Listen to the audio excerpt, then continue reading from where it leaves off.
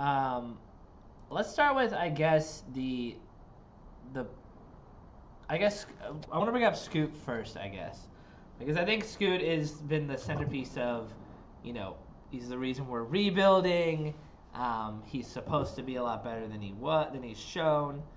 Um, I guess do you have any Scoot takes, Scoot thoughts just right off the bat?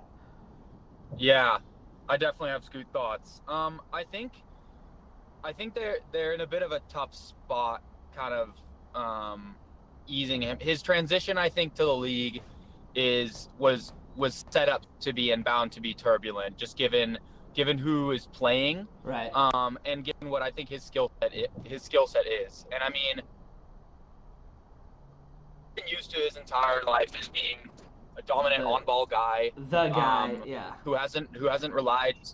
Yeah, not only the guy, but I just think that, like, you know, what you want from him is you want him to really be in a lot of pick and roll situations, let him dictate. I think he's a really good creator, and he Yeah. really penetrates. He's unbelievable at getting into the paint, even Yeah. though they know to sag off. He still finds a way using his quickness and his Right. athleticism, I think, to find pockets in the defense and then to make plays based off of that. And I Right. think starting the year with Simons, you know, in the role, given it was only a game, in Right. the role that he is, in the role that he has to be for the Blazers to score any points, Yeah. just automatically from the jump puts.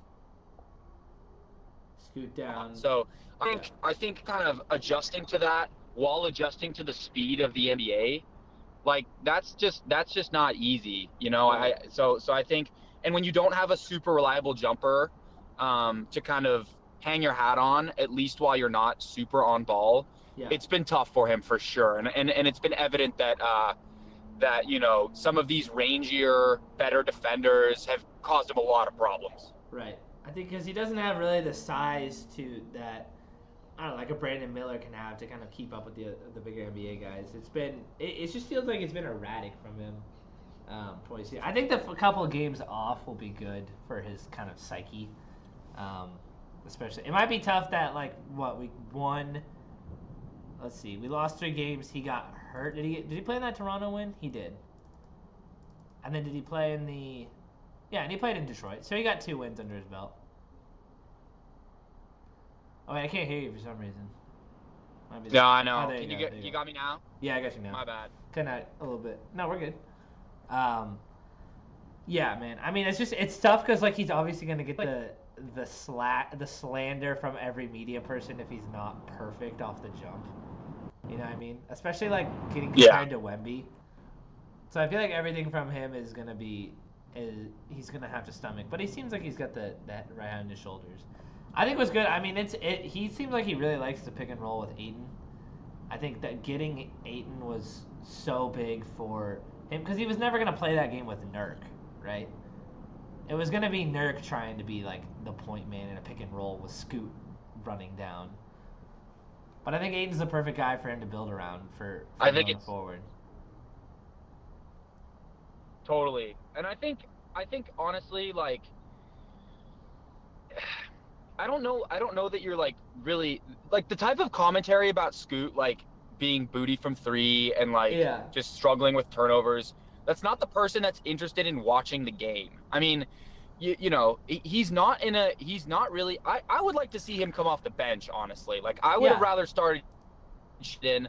I think no matter what, like from here on out this season, you have no choice but to keep Shaedon in the starting lineup. So when Anthony Simons comes back, to me, I wonder what you do with Scoot there, and I wonder if you let him kind of come up a little bit more with the second unit in a way that's a little bit more comfortable for him, because Yeah. I think he's trying to fit in a little bit, and it's just not a role that he's used to. But he's gonna have to figure out that jumper, for sure. I mean, The it's been jumper, tough to the see. jumper like needs to come around. I like that he has the confidence of it. Like he's still shooting, which is what he needs to do. Like you can't stop Yes. shooting, right? Because you can miss right now, but you 100%. can't like let yourself get broken and scared of the jumper.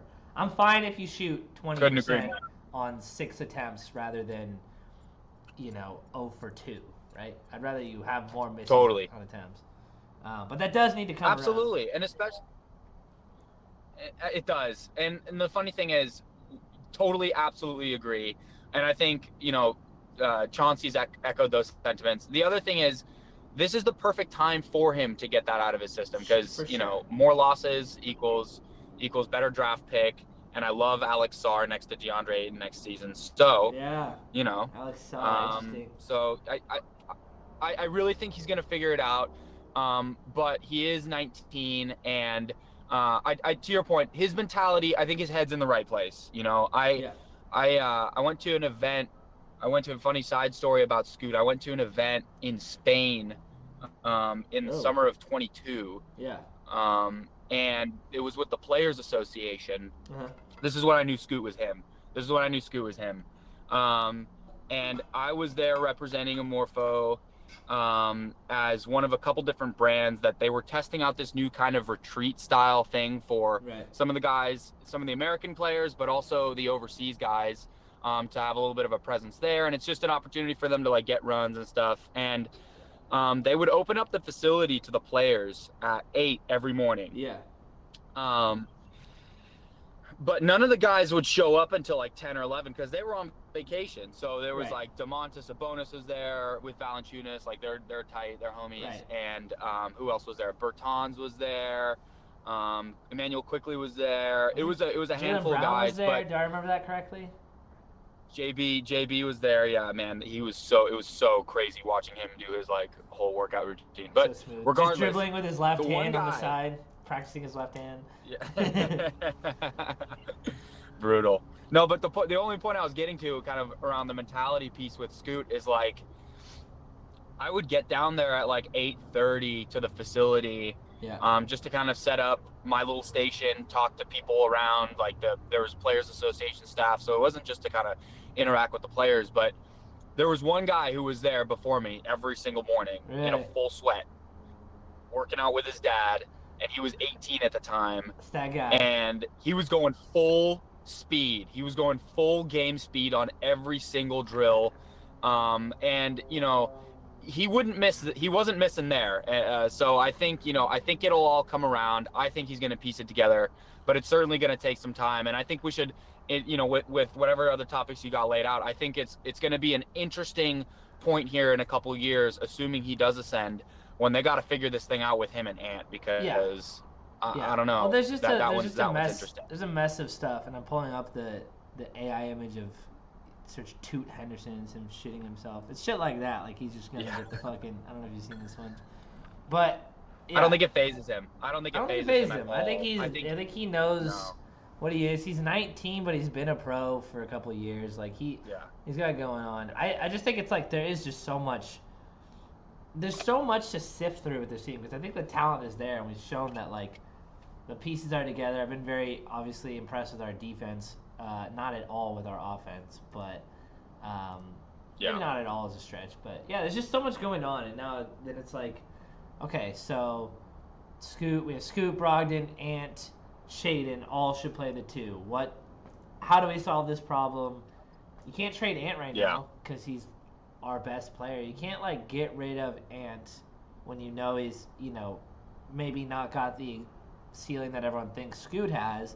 But you can't trade a guy like that away and bank on Scoot getting to that before right? 100%. I couldn't agree more. And the thing is, Ant's stock is going to continue to rise, assuming he can kind of get back on the court. We need him on the court, and we need him playing. But you got to play him, one, because he's our best player, and 2, because I don't think he's scratched is maybe a stretch, but I do not think he's gotten to like really where I think he could be, and I just, to your point, I think doing that at this stage would be incredibly premature. Yeah. Because you just don't know what Scoot's going to become. I think he could be incredibly special, but I think Ant could be incredibly special too. So that's going to create some dilemmas for the front office in the coming couple of years. You've got Ant for to worry about the contract situation. You got him on a pretty good deal. Yeah. So that's going to be fascinating. But Simons, to me, he gets lost in all of this sometimes because the dude is special. I really think that like he can become one of those offense unto himself type of players. Yeah. in very short I mean, order he here. he And erupt I think he we got to see erupts that. from three sometimes. Like he'll just come on and he'll just absolutely light it up. And it's like you see those flashes, and yes, those aren't exactly sustainable, but it feels like being underneath Dame, and then now with this injury and like not, there's no continuity. He needs. There's a lot of pieces on this team, and it's basically a tryout period, and then kind of going and seeing which ones we want to go with. There needs to be some continuity, maybe not this season. We're probably starting next. Yeah. It needs to be the same team playing together, healthy, going forward. Which is why, like, I'm okay with the injuries so far happening right now. I think. Yeah. They suck. Obviously, like, Ant being out for 4 weeks sucks. Robert Williams being out for the whole season really sucks. Kind of saw that one coming. That really sucks. But it does feel like we have a lot of guys Brutal. trying out that, like, okay, if minutes are getting shifted around, just give it, next guy up, right? I do like that. I do like that a lot. Like you're seeing a bunch of different stuff from guys, and it's been remarkable how not just abysmal every night it's been. Yeah. And I think the one thing to keep an eye on here is something's clearly resonating with them in terms of what they're preaching defensively. Yeah. I don't know how it's updated over the last couple of games, but when you talk about a team that's this inexperienced, being like 10th in defensive rating overall, you're getting onto something, and I feel it with the eye test too. I just feel like they're bringing it. I feel like they're being physical at the point of attack. I feel like they're getting tons of deflections. They're getting blocks. This is something that we haven't really seen in my memory as a Blazers fan. Almost more length, more athleticism. So that's something that you can build off of, and the way that they've been able to continue that, at least from an effort perspective, with all these injuries, has been cool to see. Yeah. Because to your point, they're shuffling the minutes around right now, and it's really an opportunity to see, all right, what do we got to work with here moving forward? Right. And the continuity thing it's going to need to come in at some point, and they're going to have to figure out what this Ant Scoot dynamic looks like. But man, I'm excited about the fact that the bottom hasn't fallen out. Right. It doesn't. Because Chauncey takes a lot of shit, but they look pretty put together considering the circumstances. Yeah, and I was definitely like starting off the season, especially when we lost those first 3 games. I was like, I went to that Clippers game and I was like, oh my god, this looks like an absolute nightmare going on. Like we have no idea what's going on the court. Scoot is throwing the ball all over the place. Everyone's throwing up on themselves. I was quick to jump on Chauncey. I will say, and what's been preached, I guess, from the media or like even by him, is that he's a defensive-minded head coach, right? Like that's supposed to be his MO, right? And we were not seeing it through 2 years. We weren't seeing anything through 2 years, right? But he got his own learning time. Like this was his time to prove it. Like the players can have their off year because we're a rebuilding team on the court, but like Chauncey had to prove it. Now, with how our defense looks, I mean, I'm looking at this now. We're 11th in defensive rating, which for the roster we're putting out there, that's ridiculous. Is great. That's as high as we've been in a decade, like ever. I literally don't remember a time we've been that high. And it looks great, and you do see it on the court too. Like Ayton's leading in steals, he's leading in rebound percentage. God, he's been good, man. Yeah, he's been good. I think the big blunders, like I saw, and I was a little too critical, I think, but I like tweeted out something about Shaedon. Like I saw him have a bunch of defensive problems, like just like big, very noticeable, like completely leave a guy wide open on the baseline going for a dunk, like kind of airhead moves from that last game. Yeah, or like the one where he took the charge at the end, but he was like full foot in the restricted area. It's blunders like those, but it's not a lack of effort or a lack of awareness. It's just, or it might be a lack of awareness. It's just like he's just missing a little bit. Yeah. Yeah. Totally. I've got 2 that come to mind that were really, really quite critical in the second half. One where they're coming back on defense, semi-transition, Harrison Barnes is kind of filling the lane, you know, kind of on the side there, the wing, kind of going straight to the short corner, and just kind of running down the floor, and Shaedon just loses him. Shaedon stops at the top of the key, and ball just lobbed over him, and he just turns around, boom, dunk. That was one where I was like, you know, he's again to your point about kind of just awareness, and that's gonna come, I think. The other one for me was when he fouled Monk on that three. That was huge. I think we were up 5. That was what started. We were up 5, and that was what started there. Like, we had that game in our hands, and we let that one go. It was there. And it was on both ends. Oh, absolutely. So and so that hurts, but I think, you know, you're kind of your insight around, like, yeah, I got on him quick, but, you know, I think that's gonna come. I've been surprised when it comes to Shaedon. Yes, you get a couple of those every game, a couple of those boneheaded plays, but obviously, for one, he's played such limited high-level basketball, and 2, I think you see things like this is, I think, a perfect example of this, of kind of him, you know, not being aware, but also showing flashes of being someone that could be really special on that end of the floor. Was the end of regulation, the play at end of regulation against in the first game against the Grizzlies, right? At the game for the game. He just completely loses him. Jumps out the gym. Dude. He completely loses him. Yeah. He loses him. Yeah. Just wide open look from one of the best shooters in the league, but is able to just recover. Soon as he sees the ball get kicked out to the corner, he doesn't even know who's out there, but he just kind of reacts and leaps towards it and makes a crazy play. So I think that's an interesting kind of the duality there of like, you know, him having some moments where he's showing flashes of being a high-level steals guy, being able to get block shots even out of like a 6'5" frame. So he's been so exciting to watch, man. Yeah, no, and you take, I mean, in a position like we're in, and kind of just in general, you take a guy like that who at 19 years old, 20 years old is making dumb bonehead plays, but then can absolutely wow you with some of the layups and the drive packages and the fact that he can shoot well. Some of the, like that Pistons game, he completely took over just by running to the hoop.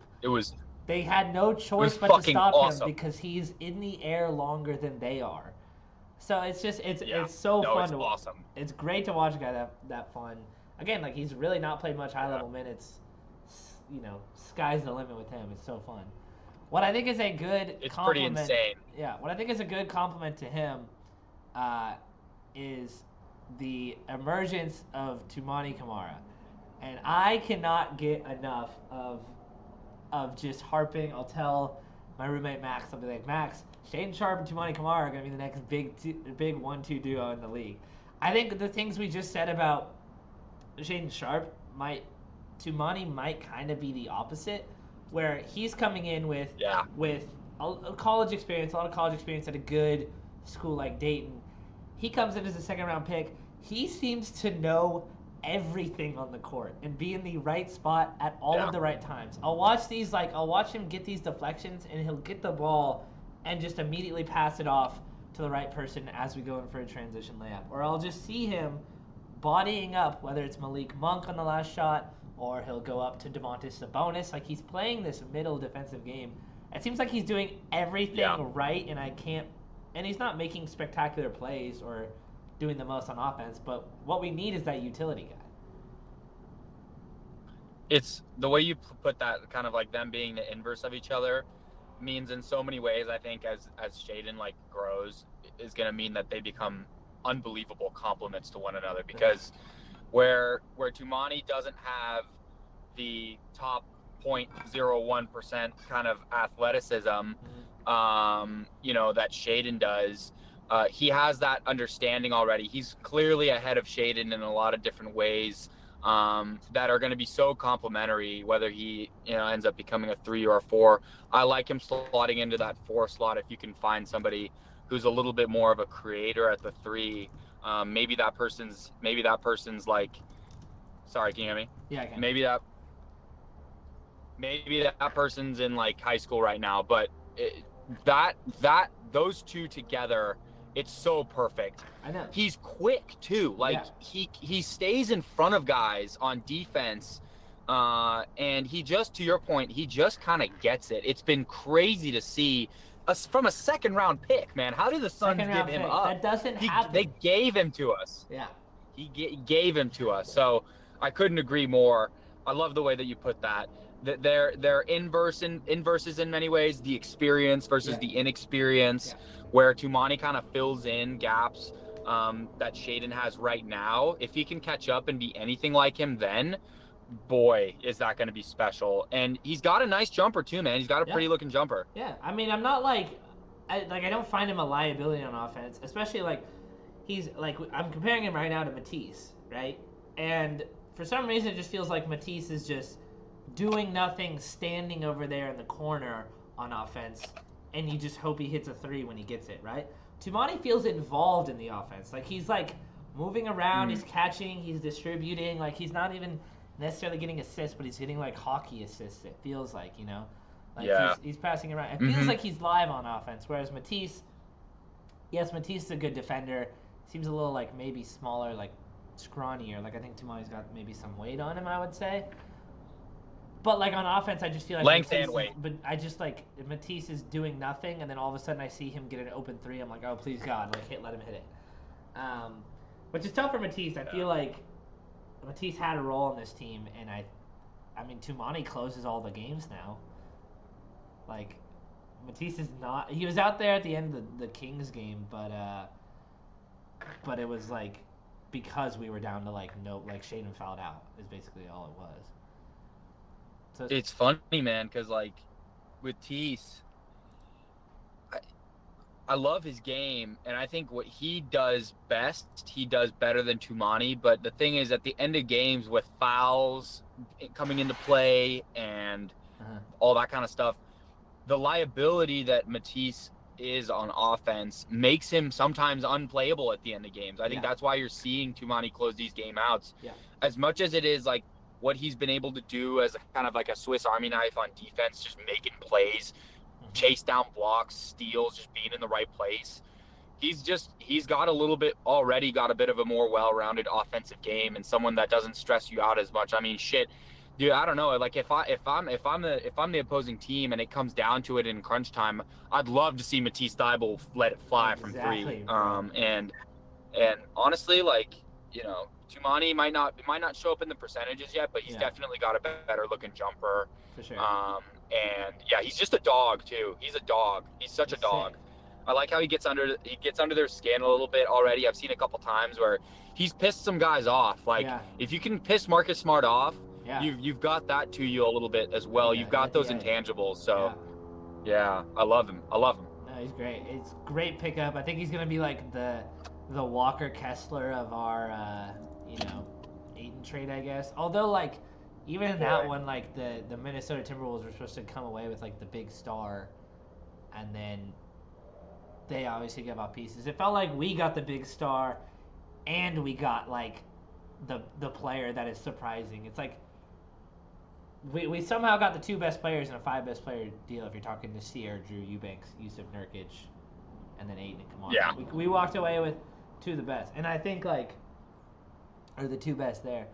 I think Suns fans are coming around to Nurkic and his ordeals as of recently, and I'll root for Nurkic's success, but I'm not going to sit here and be appalled by him hucking threes towards the end of the game and then getting benched at halftime, which I think happened the other day. Yeah, I mean it's the same old story with him, right? We saw this in Portland. There was a honeymoon phase. I think it's been even shorter for Phoenix. Their expectations are just so much higher too. The pressure's there. I think it's mental with him. I think he's in great shape. Nurk looks a lot slimmer than he's been before, and he's moving well. But I think he just doesn't stay in games mentally. And the fact that you're seeing this many Drew Eubanks minutes, you got to be stressed if you're a Suns fan. So I mean, he's supposed to be the guy that was supposed to be your anchor. I think he loses interest sometimes. to your point, I won't root against him. But Suns fans, I think we're celebrating a little too early with that one. Yeah, I'm looking at this box score from the Sixers game they played like a week ago or something, and Nurk shot more threes than anyone else on the team with 6, except for Jordan Goodwin, who had 6 off the bench, which that just can't really happen, you know. No, that is not an option. That's not for them. good when you have, Kevin Durant, that is not going to work. Eric Gordon, Grayson Allen on the floor. So yeah, I mean I feel pretty grateful about the trade we made. I think it was definitely the right call for both sides because it's like Ayton wasn't really, he didn't want to be there in Phoenix, so it makes sense on both sides. We needed a guy like Ayton who has that potential, and we just basically needed to create a culture for him to succeed, and it looks like it is. Like, he's getting all of the opportunities he wants. I think at the end of that Kings game, like, he hit those 3 mid-range jumpers in a row, cashed them. I wanted us to go back to that. Unfortunately, Skylar Mays, the moment was a little too big for him, and he's never been in a situation like that, so he wanted to give it his all. But I thought Ayton was the reason that we got that lead. He was making those mid-ranges, and I think that's he's a good enough offensive player to take over in spots like that. Yeah, sometimes. It's funny. There was one, I was in a group chat with Henry. Hen said something along, he just sent a couple of laughing face emojis, and then he said Skylar Lillard. And I'm like, dude, Skylar, it's tough because he was playing such a great game. Great. You gotta find a way to penetrate there. Sidestep 3? Are you kidding me? Oh man, I was like, no. But not to get distracted, DeAndre Ayton was so impressive there down the stretch, and for all the shortcomings, for all the times I just wish I would see him just hit a guy in the fucking chest a little bit and dunk on somebody. His strengths that he already has, that he's proven, to be part of his kind of arsenal, is something you can rely on, man. Like, it really is. I think that he has not tried to do too much. Those couple plays down the stretch there, man, his touch, I mean, I feel like it doesn't even hit the rim many times when he's from elbow area down to about 4 feet out, 5 feet out. Like, it's automatic. So I'm really excited about that. I think if he can kind of become a little bit more of his self-proclaimed DominAyton moniker, that would be a huge development. But he's only 25, and he's been so active defensively. I think his athleticism, his feet are good. He's got great feet. You can put him in a couple different coverages defensively. He's not as slow-footed as Nurk, to where you got to have him in drop no matter what. You don't have any other option. I think you can do some stuff with DA. They're switching him a little bit out on the perimeter. I think his skill set is interesting. I think you just got to find those complements around. I think you got to work. You got to have a physical team around him as well. I don't think you can rely on him to just be the bruiser, but he's rebounding at an incredibly efficient rate. He's just gobbling up rebounds, offensive and defensive. So I think you can be really nothing but happy with what you've seen from him if you're a Blazers fan. No, it's literally, it's all we can really ask for. I think totally. And he doesn't need to be the 20 points per game scorer at all. I need him to do rebounds. I need him to do defense. And I'm looking at it right now. He's 5th in the league in defensive rating. Right ahead of Anthony Edwards is 6th. That's scary. Oh my God, look at this. Okay, look at the top 5. It's Rudy Gobert, Karl Anthony Towns, Kyle Anderson, Mitchell Robinson, DeAndre Ayton, Anthony Edwards, slot Mike Conley in there at 8th. No, what is that? 9th, 10th. Their whole starting lineup is top 5. That's wild. Karl Anthony Towns finds a way to drop. There's no way he's got to be getting the benefit of everyone else playing really good defense. Yeah, no. Because that's insane. But I mean, DA, the proof is in the pudding with him, and he's obviously a huge reason for why the Blazers have been able to be not only not terrible, but top half of the league good on defense. Right.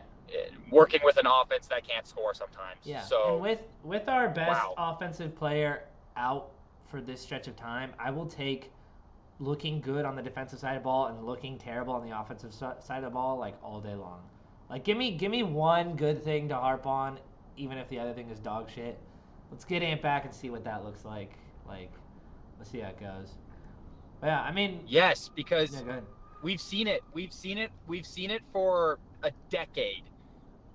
An electrifying offensive team that doesn't have a defense to hang their hat on. And when it comes down to it, when you get down to brass tacks, if that isn't a team that is together and tenacious and gets after it on defense, that's something that you're going to be able to hang your hat on consistently a lot more than hitting 12 threes a game from one guy. For sure. And I think that's going to show. I think as that continues to develop as like an actual identity for the Blazers, then what you're looking at from Anthony becomes not, and like the way he's able to run it up with like 6 threes in a quarter starts to become a luxury, not what gets you back into games. Yeah. And that's exciting. That's exciting for any Blazers fan. Yeah. And like you said, like if we can play defense every night and then every 5 games just wins us a game on his own with his absolute like 3-point barrage, that's 20 wins right there in a season. That literally you just are winning because of defense and you're one guy. That's all you need. It's not all you need, obviously, but you know what I mean. And that's not even taking into account Shaedon Sharp. Yeah. Knock on wood. I'm not gonna just count my chickens before they hatch, but right. I think he's him. I really think he's him. He's the dude. He is so cool. He played the Grizzlies game we won. He was playing through a sickness too. Yeah, he sounded like shit. Tough. I was listening to the post game. Yeah. Tough. And he buried a step back 3 in overtime. I was at the game.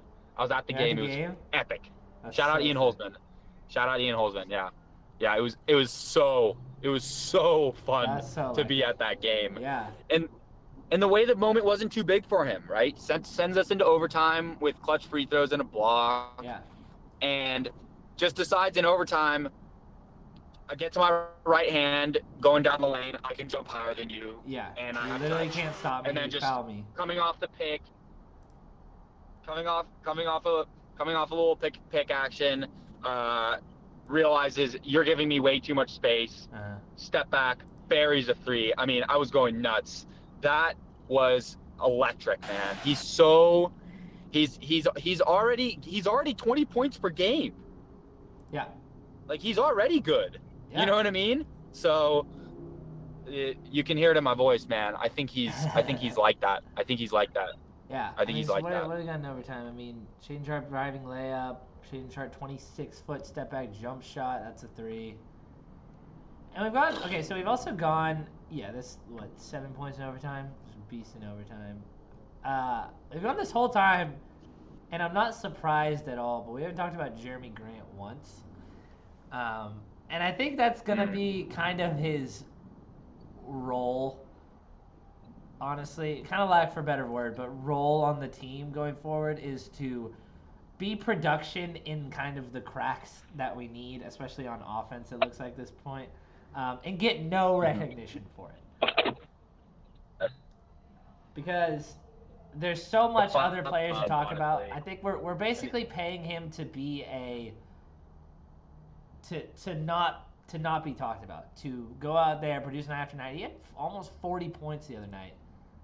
And I'm like talking about Skylar Mays more than him after that game. Yeah, he's so good. He's so tough.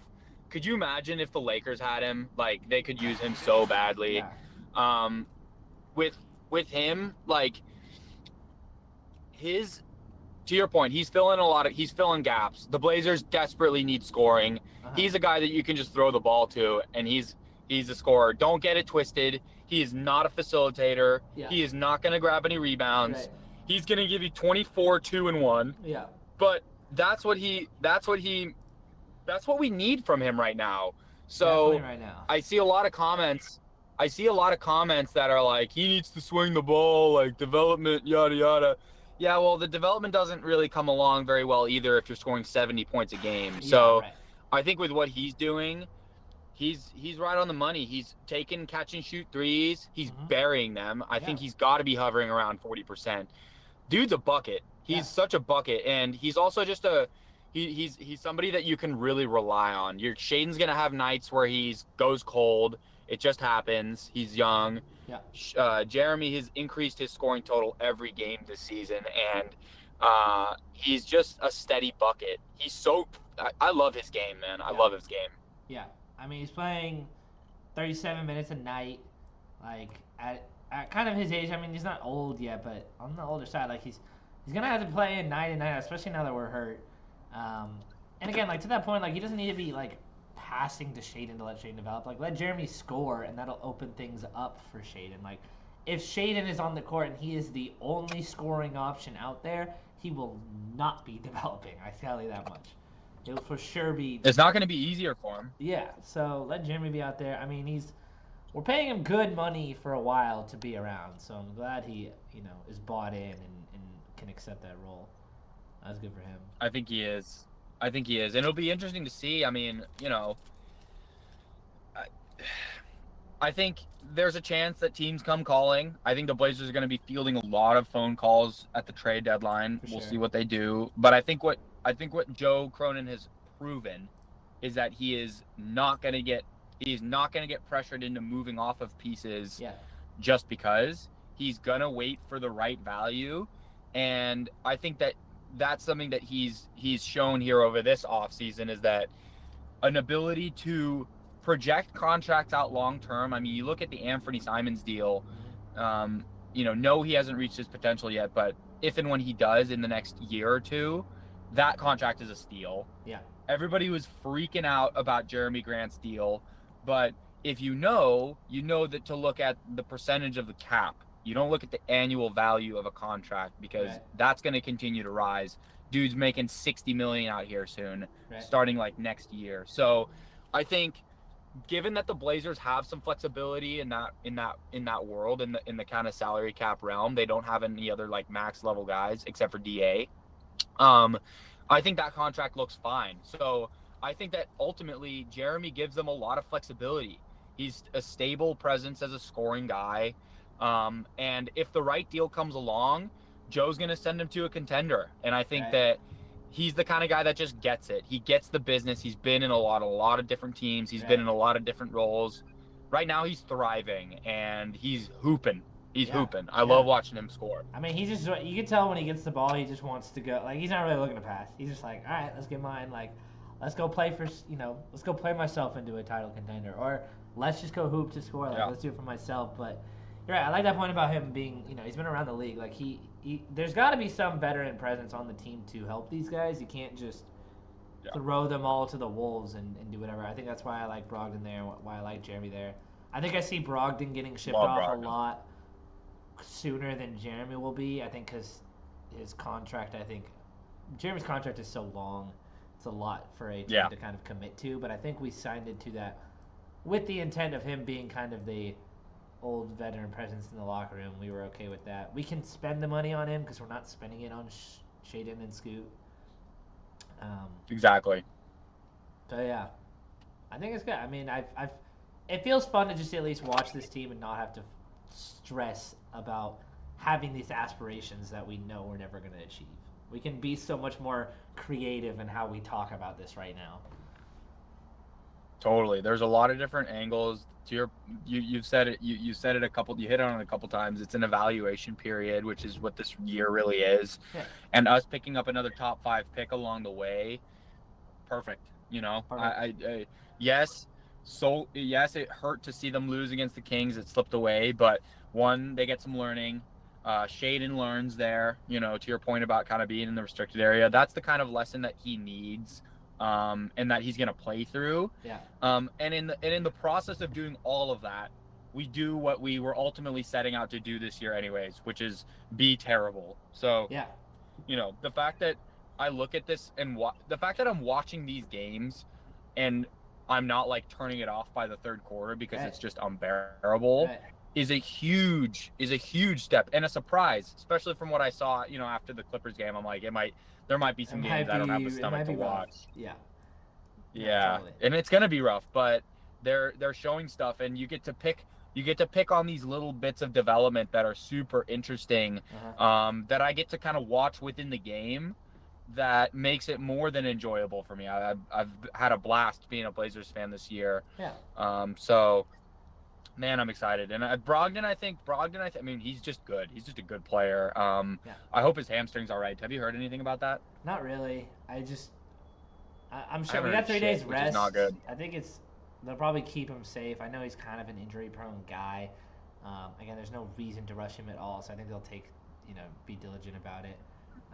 No, I was just hoping it's not like a yeah. like a month-long thing. No, I hope not either. Because again, when he's kind of a scorer, we need to kind of right the ship, along with like Jeremy. But I bet Scoot will be back next time. Man, he's good. It's tough we lost Robert Williams, but I'm not gonna sit here and act like I'm not surprised. It's brutal, man. Brutal. And it's the other knee too. I mean, it's fucked up to think, but it's like at least you're thinking, it's to the point where you're thinking, oh well, at least it wasn't the knee he just got redone. It's tough for him. I feel for him, man. He's a good player too. I mean, with him in the fold, obviously now he's not going to get traded this year. The Blazers will rehab him. He's going to be on the Blazers starting next year. That's just obvious. Yeah. He's on a friendly deal.